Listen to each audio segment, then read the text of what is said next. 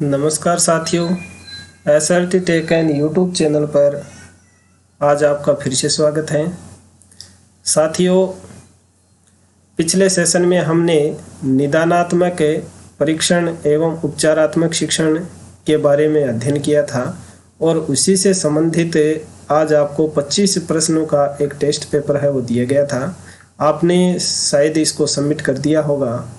अब आपके जिन प्रश्नों में कोई डाउट्स हैं उन डाउट्स को इस वीडियो में हम देखने वाले हैं, तो आप वीडियो में अंत तक बने रहें।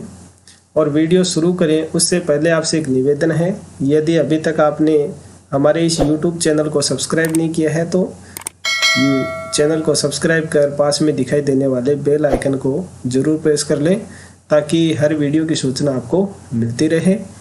और इस वीडियो को लाइक भी कर दीजिए। तो चलिए अब बिना देरी किए शुरू करते हैं आज का ये सेशन और देखते हैं एक एक प्रश्न को। देखिए साथियों, कल शाम 7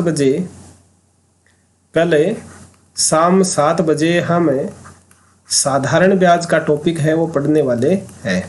तो कल शाम 7 बजे आप हमारे YouTube चैनल है उसके ऊपर ज़रूर विजिट करें और इस 7 बजे की साधारण ब्याज की लाइव क्लास में आप ज़रूर पार्टिसिपेट हों। और अब देखिए इस पेपर का पहला प्रश्न, गणित शिक्षण की कमियों को दूर करने के लिए एक शिक्षक को निम्न में से कौन सी अध्यापक क्रिया अपनानी चाहिए। गणित शिक्षण में अगर कोई कमी है तो उस अध्यापक को कौन सी क्रिया है वो अपनानी चाहिए। समस्या प्रस्तुत करना, छात्र क्रिया को सही दिशा देना और छात्रों का मूल्यांकन करना और उपयुक्त सभी। तो सबसे पहले तो आप अपना आंसर है वो कमेंट कर दीजिए। साथ साथ में अगर आप अपना आंसर कमेंट करते चलेंगे तो हमें आपके इन प्रश्नों का या आपकी जो तैयारी है उसका आकलन हमें भी होता रहेगा कि आप है वो किस स्तर तक तैयारी कर रहे हैं। तो साथियों, इसका जो राइट आंसर है वो होगा उपयुक्त सभी, यानी समस्या प्रस्तुत भी करनी चाहिए शिक्षक को और छात्र क्रिया को सही दिशा देनी चाहिए और छात्रों का मूल्यांकन भी करना चाहिए, जिससे गणित शिक्षण में जो भी कमियां हैं उसको दूर की जा सकती हैं। अब देखिए दूसरा प्रश्न, छात्रों को गणित सरल और रुचिकर लगे इसके लिए एक शिक्षक को निम्न में से क्या उपाय करने चाहिए। गणित में मनोरंजन को स्थान देना चाहिए, क्रियात्मक क्रियाओं को प्रधानता देना चाहिए और बच्चों का ज्ञान प्रदर्शन के लिए उचित अवसर प्रदान करने चाहिए और उपयुक्त सभी। तो साथियों, इस प्रश्न है उसमें भी ये जो डी का ऑप्शन है वो सही होगा। गणित है वो मनोरंजन के तौर के ऊपर है, मनोरंजन को स्थान देते हुए अध्ययन कराना चाहिए। और अब देखिए तीसरा प्रश्न अगला, गणित शिक्षण में अभ्यास कार्य देते समय ध्यान रखना चाहिए। अभ्यास कार्य का उद्देश्य स्पष्ट होना चाहिए, अभ्यास कार्य की गति उपयुक्त होनी चाहिए, पुनरावृत्ति उचित कालांतर से होनी चाहिए, उपरोक्त सभी। तो अपना आंसर है वो आप कमेंट करें कि इसका सही आंसर है वो क्या होगा।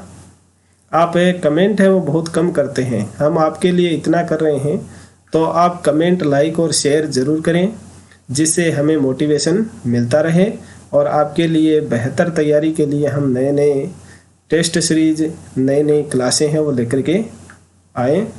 तो इसका जो राइट आंसर है वो भी होगा डी का, यानी अभ्यास कार्य देते समय इन तीनों बातों का ध्यान रखना चाहिए कि जो भी अभ्यास कार्य दे रहे हैं उसका उद्देश्य स्पष्ट होना चाहिए, उसकी गति है वो उपयुक्त होनी चाहिए और पुनरावृत्ति यानी दौरान का जो समय है वो एक उचित समय के बाद में होना चाहिए।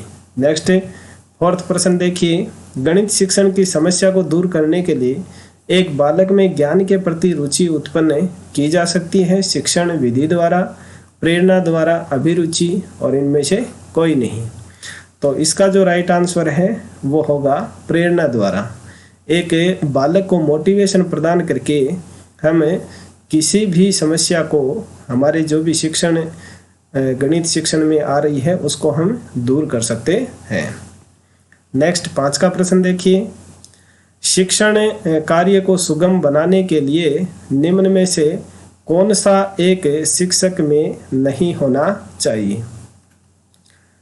तो देखिए, इसमें वार्षिक योजना तैयार न करना, गणित की विषय वस्तु का उपयुक्त ज्ञान, अभ्यास कार्य को अधिक महत्व देना और पक्षपात रहित व्यवहार।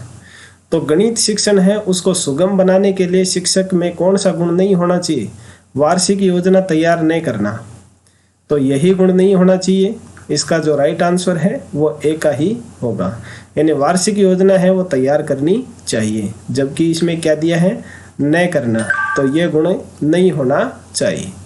बाकी के 3 गुण हैं वो उपयुक्त ज्ञान भी होना चाहिए, अभ्यास कार्य को अधिक महत्व देना चाहिए और पक्षपात रहित व्यवहार करना चाहिए, ये तो होने चाहिए, लेकिन वार्षिक योजना न बनाए ऐसा गुण शिक्षक में नहीं होना चाहिए।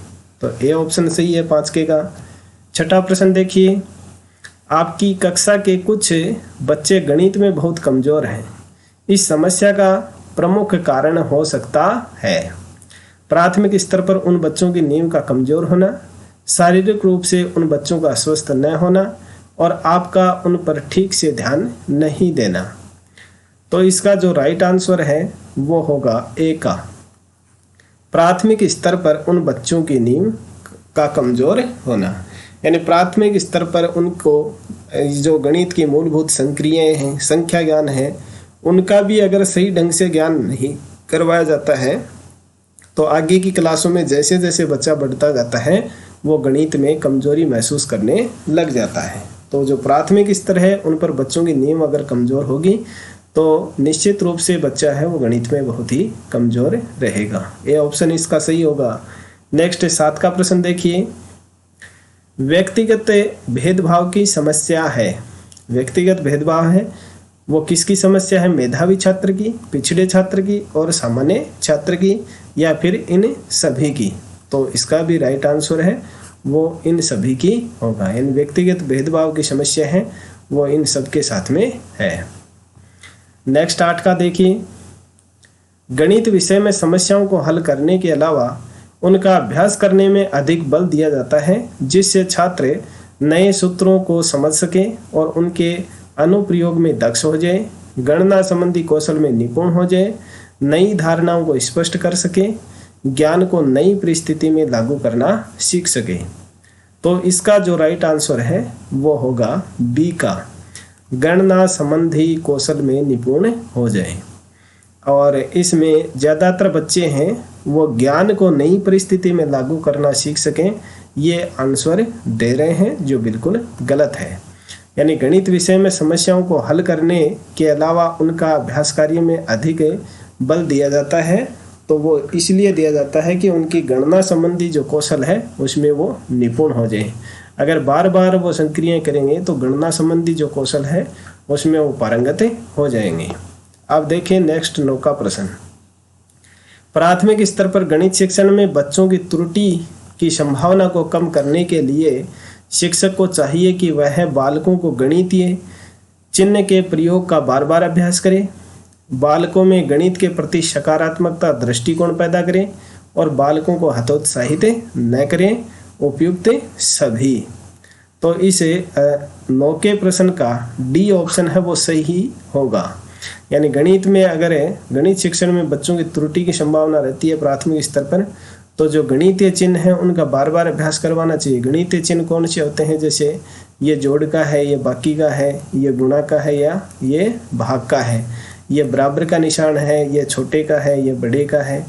तो ये जो चिन्ह हैं उनका बार बार अभ्यास कराना चाहिए, उनके प्रति सकारात्मक दृष्टिकोण होना चाहिए और कभी भी बालक को हतोत्साहित न करें। ये सभी गुण, ये जो सभी कार्य हैं वो एक शिक्षक को करने चाहिए। नेक्स्ट 10 का देखिए, उपचारात्मक शिक्षण की व्याख्या में शामिल है समूह है अनुवर्ग शिक्षण, निरीक्षण अनुवर्ग शिक्षण, व्यक्तिगत अनुवर्ग शिक्षण और ये सभी। तो उपचारात्मक शिक्षण की व्याख्या में ये सभी शामिल हैं। नेक्स्ट 11 का देखिए, अधिगम संबंधी गलतियों एवं कमियों को दूर करने के लिए क्या आवश्यक है? गलतियों और कमियों को दूर करने के लिए आवश्यक है उपलब्धि परीक्षण, निदानात्मक परीक्षण, उपचारात्मक शिक्षण या सूक्ष्म शिक्षण। तो इसका जो राइट आंसर है वो होगा उपचारात्मक शिक्षण। कमियों को यहाँ दूर करने की बात की जा रही है, न कि कमियों का पता लगाने की। अगर दूर करने की जगह होता पता लगाना, यानी कमियों और गलतियों का पता अगर लगाना हो तो हम करेंगे फिर निदानात्मक परीक्षण, और अगर उनको दूर करने की बात की जा रही है तो वो होगा उपचारात्मक शिक्षण। तो इस तरह से 11 में सी का आंसर सही होगा। 12 का देखिए, यदि आपकी कक्षा में कोई विद्यार्थी गणित विषय में कई बार अनुत्तीर्ण होता है तो छात्र गणित के किस क्षेत्र में कमजोर है, यह जानने के लिए आप क्या करेंगे? लिखित कार्य, मौखिक कार्य, निदानात्मक कार्य और उपचारात्मक कार्य। तो अब यहाँ देखिए, कमजोरी के क्षेत्र का पता हमें करना है। तो कमजोरी के क्षेत्र का पता करने के लिए हम निदानात्मक कार्य करेंगे। अगर उपचार करना हो, उसको दूर करना हो तो उपचारात्मक कार्य करेंगे, और किसी भी कमी का अगर हमें पता करना है तो वहाँ होगा निदानात्मक कार्य। सी ऑप्शन सही होगा 12 के में। साथियों, यदि आपको ये सेशन अच्छे से समझ में आ रहा है और आपको पसंद आ रहा है तो इस वीडियो को लाइक जरूर कर दें। और देखिए 13 का प्रश्न, निदानात्मक परीक्षणों से ज्ञात किया जा सकता है। क्या क्या ज्ञात कर सकते हैं हम निदानात्मक कार्य से? छात्रों के लिए कठिनाई के क्षेत्र एवं उनके द्वारा की जाने वाली विशेष प्रकार की त्रुटियों को, छात्रों के गणितीय पृष्ठभूमि का अभाव, छात्रों की गणित के प्रति रुचि होना और छात्रों के लिए गणित का कठिन होना। तो इसका जो राइट आंसर है वो होगा ए का, छात्रों के लिए कठिनाई के क्षेत्र एवं उनके द्वारा की जाने वाली विशेष प्रकार की त्रुटियों को, ये है वो हम निदानात्मक परीक्षण के द्वारा ज्ञात कर सकते हैं। नेक्स्ट 14 का देखिए, कमजोर और पिछड़े छात्रों के लिए उपचारात्मक शिक्षण का उपयोग किया जाता है। निदानात्मक मूल्यांकन के बाद में, उपलब्धि परीक्षण के पहले, उपलब्धि परीक्षण के बाद में, उपचारात्मक शिक्षण के बाद में। तो यहाँ कमजोर और पिछड़े छात्रों के उपचारात्मक शिक्षण का उपयोग की बात की जा रही है। यानी उपचारात्मक शिक्षण हम कब करेंगे? जब निदानात्मक मूल्यांकन हम कर लेंगे उसके बाद में। तो यानी जब हमें किसी गलती या कमजोरी का पता चलेगा उसी के बाद में तो हम उपचारात्मक शिक्षण करेंगे। तो निदानात्मक मूल्यांकन है, उसके बाद में उपचारात्मक शिक्षण होता है। ए ऑप्शन सही होगा इसका। 15 का देखिए, यदि कक्षा 6 का एक छात्र किसी प्रश्न को हल करते समय गणना संबंधी त्रुटियां करता है, यानी 12 + 15 है, उसको जोड़ करके लिखता है 16, तो यह बालक किस तरह से करता है? ये बालक करता है 12 और 5 को यहाँ जोड़ता है, यानी ये 2 और ये 6, 12 और 5 को 16 लिखता है। तो यानी ये क्या करता है? इस तरह से लिखता है इसको, 12 को 21 कर देता है, तो ये 6 इस तरह से, 16, 26 इस तरह से इसको कर देता है। तो यहाँ इस प्रकार की त्रुटियों के उपचार हेतु संशोधन के लिए आवश्यक है। क्या आवश्यक है इसके लिए? प्रश्नों को मौखिक रूप से हल करवाएं, छात्र को अधिक से अधिक गृह कार्य प्रदान करें, त्रुटियों पर आधारित प्रश्नों को उससे श्यामपट्ट पर हल करवाएं और छात्र का गणना संबंधी उपकरणों का उपयोग करने की सलाह दें। तो यानी गणना संबंधी उपकरणों का प्रयोग करने की हम सलाह नहीं देंगे, अधिक गृह कार्य भी उसको नहीं देंगे, मौखिक कार्य से हम इसकी लिखित त्रुटि है उसको सुधार नहीं कर सकते। तो इसके लिए हमें क्या करना होगा? त्रुटियों पर आधारित जो प्रश्न है उनको श्यामपट्ट पर हल करवाएंगे, कि यानी बच्चा है उसको सामने श्यामपट्ट है, उसके ऊपर सवाल लिखेंगे और बच्चा कहाँ गलती कर रहा है उसको वहाँ इंगित करते हुए उसको दूर करवाने की कोशिश करेंगे। तो इसमें सी ऑप्शन है वो सही होगा। 16 का देखिए, मंदबुद्धि छात्रों के स्तर में सुधार हेतु उपयोगी परीक्षा है। मंदबुद्धि बालक हैं उनके स्तर को सुधारने के लिए हम कौन सी परीक्षा है वो लेंगे? मंदबुद्धि परीक्षण, निदानात्मक परीक्षण, सृजनात्मक परीक्षण और विश्लेषणात्मक परीक्षण। तो निदानात्मक परीक्षण करेंगे हम, उसकी जो मंदबुद्धि होने के कारण हैं उनका हम पता करेंगे और फिर उनको दूर करने के लिए उपचारात्मक शिक्षण करेंगे। तो 16 में बी का ऑप्शन सही होगा। 17 का देखें, निम्न में से उपचारात्मक शिक्षण का सिद्धांत क्या है? अध्यापक और छात्र में निकट संबंध, कार्य अनुभव, अध्यापक का व्यापक दृष्टिकोण और ये सभी। तो इसका जो राइट आंसर है वो ये 4th ही होगा, ये सभी, यानी उपचारात्मक शिक्षण है उसके ये सारे सिद्धांत हैं। नेक्स्ट देखिए 18 का प्रश्न, उपचारात्मक शिक्षण आवश्यक है। उपचारात्मक शिक्षण मंदबुद्धि बच्चों के लिए, पिछड़े बच्चों के लिए, प्रतिभाशाली बच्चों के लिए और इन सभी के लिए। तो जो उपचारात्मक शिक्षण है वो इन सभी के लिए होता है। मंदबुद्धि बालकों के लिए भी किया जाता है उपचारात्मक शिक्षण, उनमें किस कारण से मंदबुद्धि हैं वो उनके पता करके और उसका दूर करने के लिए किया जाता है। पिछड़े बालकों के लिए भी उनके कारणों का पता करके और उनको किस तरह से दूर किया जाना चाहिए वो उपचारात्मक शिक्षण के अंतर्गत आता है। और प्रतिभाशाली इन सभी बच्चों के लिए उपचारात्मक शिक्षण है वो हम कर सकते हैं। तो डी ऑप्शन इसका सही होगा। नेक्स्ट 19 का देखिए, अधिगम संबंधी कठिनाइयों और कमियों के स्वरूप का निर्धारण करना कहलाता है। स्वरूप का निर्धारण करना क्या कहलाता है? उपचार, निदान, विचार और त्रुटि। तो यहाँ निर्धारण करने का मतलब वो ही हमें पता करना है, तो पता हम निदान के माध्यम से करते हैं। बी ऑप्शन सही होगा।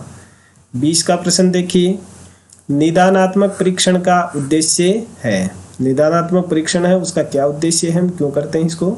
अध्ययन अध्यापन प्रक्रिया में सुधार लाना, पिछड़े बालकों की पहचान करना, छात्रवृत्ति कमियों के आधार पर उनको शैक्षिक निर्देशन प्रदान करना और उपरोक्त सभी। तो ये छात्रवृत्ति नहीं है, ये गलती से हो गया छात्र, यानी छात्रों की है यहाँ। छात्रों की कमियों के आधार पर उनको शैक्षिक निर्देशन प्रदान करना। तो ये सभी उद्देश्य हैं इसके। तो 20 का जो प्रश्न है उसमें ये उपरोक्त सभी वाला ऑप्शन है, यानी डी ऑप्शन है वो सही होगा। निदानात्मक परीक्षण के द्वारा हम अध्ययन अध्यापन की जो प्रक्रिया उसमें सुधार कर सकते हैं, पिछड़े बालकों की पहचान कर सकते हैं और छात्रों की कमियों के आधार पर उनको शैक्षिक निर्देशन है वो प्रदान कर सकते हैं। नेक्स्ट 21 का देखिए, निदानात्मक परीक्षण का महत्व है। इसका क्या महत्व है? निदानात्मक परीक्षण निर्देशन में, शिक्षण में, उपचारात्मक शिक्षण की व्यवस्था करने में और उपयुक्त सभी। तो इसका भी जो डी ऑप्शन है वो सही होगा। निदानात्मक परीक्षण का महत्व निर्देश देने में भी है कि कमियों का पता करके उनको उचित निर्देश है वो किस तरह से देने हैं उसमें होता है। शिक्षण में जो भी कमियां हैं उनका पता करने के बाद में उसको किस तरह से दूर करना है तो शिक्षण में भी उनका किया जाता है और उपचारात्मक शिक्षण की व्यवस्था करने में भी किया जाता है। तो ये तीनों ऑप्शन इसके सही हैं। तो इस तरह से 4th ऑप्शन इसका सही होगा। 22 का देखिए, उपचारात्मक शिक्षण की प्रक्रिया कब तक चलती रहनी चाहिए। यानी उपचारात्मक शिक्षण है वो हमें कब तक कराना चाहिए? जब तक छात्रों का पिछड़ापन दूर न हो, जब तक छात्र रुचि नहीं ले और जब तक विद्यालय में समय मिले, जब तक अन्य अध्यापक कक्षा में न आए। तो यानी उपचारात्मक शिक्षण का कार्य कमियों को दूर करना है। तो जब तक छात्रों का पिछड़ापन दूर नहीं हो जाए तब तक हमें उपचारात्मक शिक्षण है उसको जारी रखना होता है। ए ऑप्शन इसका सही होगा। नेक्स्ट 23 का देखिए, छात्र विद्यालय में रहकर जो कुछ सीखता है उसकी जांच करने के लिए जो परीक्षाएं आयोजित की जाती हैं वे कहलाती हैं उपलब्धि परीक्षण, निष्पत्ति परीक्षण, निदानात्मक मूल्यांकन 1 एवं 2 दोनों। तो यहाँ इसका जो राइट आंसर है वो यही होगा, 1 व 2 दोनों। उपलब्धि परीक्षण और निष्पत्ति परीक्षण है, इन दोनों के माध्यम से जो छात्र विद्यालय में सीख रहा है उसकी जांच की जाती है। डी ऑप्शन सही होगा। अब देखिए नेक्स्ट 24 का प्रश्न, विद्यार्थियों को गणित सीखने संबंधी कठिनाइयों को कम करने के लिए उचित होगा, यानी गणित सीखने में जो कठिनाइयाँ आ रही हैं उनको कम है वो हम किस तरह से कर सकते हैं। अधिक गृह कार्य देना, पारितोषिक देना, शारीरिक दंड देना और कारणों को जानकर कठिनाई को दूर करना। तो ये जो फोर्थ ऑप्शन है वही सही होगा कि यानी बच्चे को गणित सीखने में कहाँ कठिनाई हो रही है उस कठिनाई को हम पता करें, उसके क्या कारण हैं उनको पता करें और फिर उनको दूर करने की हम एक योजना बनाएं और इस योजना के अनुसार उनकी जो कठिनाइयां हैं उनको दूर करें। तो निश्चित रूप से विद्यार्थी है वो गणित सीखने में उसके सामने जो कठिनाइयां आ रही हैं उसको हम कम कर सकते हैं। और अब देखिए इस टेस्ट पेपर का अंतिम सवाल 25 का प्रश्न, गणित में नैदानिक परीक्षण का उद्देश्य है बच्चों की समझ में अंतराल जानना, अभिभावकों को प्रतिक्रिया देना, प्रगति रिपोर्ट भरना और अंत अवधि परीक्षा के लिए प्रश्न पत्रों की योजना बनाना। तो इसका जो मुख्य उद्देश्य है वो होता है बच्चों की समझ में अंतराल जानना। तो साथियों ये थे आपके 25 प्रश्न जो इस टेस्ट में दिए गए थे। साथियों ये प्रश्न हैं वो आपके रीट 2021 की जो परीक्षा है उसके लिए बड़े ही महत्वपूर्ण हैं। अगर निदानात्मक परीक्षण और उपचारात्मक शिक्षण से यदि कोई प्रश्न आता है तो इन 25 प्रश्नों में से ही उस प्रश्न की लैंग्वेज बदल करके मेन जो टॉपिक है वो निदानात्मक परीक्षण और उपचारात्मक शिक्षण का यही है। इन्हीं प्रश्नों को घुमा फिरा करके इनकी भाषा बदल करके ये देते हैं। लगभग इन 25 प्रश्न हैं वो ज़्यादातर तो परीक्षाओं में आ चुके हैं और जो नहीं आए हैं उनकी परीक्षा में आने की पूरी संभावनाएं हैं। तो प्रत्येक प्रश्न को आपको ध्यानपूर्वक पढ़ना है, उसको समझना है और उसका आंसर है वो आपको देना है। तो साथियों कल शाम 7 बजे आप लाइव क्लास में शामिल होना न भूलें, क्योंकि हम एक महत्वपूर्ण टॉपिक जो लेवल 1 और लेवल 2 वाले जो अभ्यर्थी हैं उन सब के लिए ये कॉमन है, साधारण ब्याज जिसको अंग्रेजी में सिंपल इंटरेस्ट कहते हैं। तो उस टॉपिक को हम बड़े ही विस्तारित रूप से पढ़ने वाले हैं। सूत्र के माध्यम से हमें प्रश्न है वो किस तरह से हल करना है वो भी हम देखेंगे और साथ में इस प्रश्न का जल्दी से जल्दी आंसर हम कैसे निकाल सकते हैं उसकी शॉर्ट ट्रिक है वो भी हम कल के सेशन में पढ़ने वाले हैं। तो शाम 7 बजे ज़रूर हमारे इस YouTube चैनल पर विजिट करें और वीडियो का नोटिफिकेशन आपको मिल जाए इसके लिए अभी इस चैनल को सब्सक्राइब कर लीजिए अगर सब्सक्राइब नहीं किया है तो, और साथ में जो घंटे का निशान है उसको ज़रूर दबा लें जिससे वीडियो की सूचना आपको तत्काल प्राप्त हो जाए। तो साथियों वीडियो छोड़ने से पहले यदि अभी तक इसे वीडियो को लाइक नहीं किया है तो इसको लाइक कर दीजिए और मिलते हैं फिर से कल 7 बजे। तब तक के लिए SRT tech and YouTube channel पर इसी तरह से बने रहें, देखते रहें और सीखते रहें। इस वीडियो को देखने के लिए आप सभी का धन्यवाद।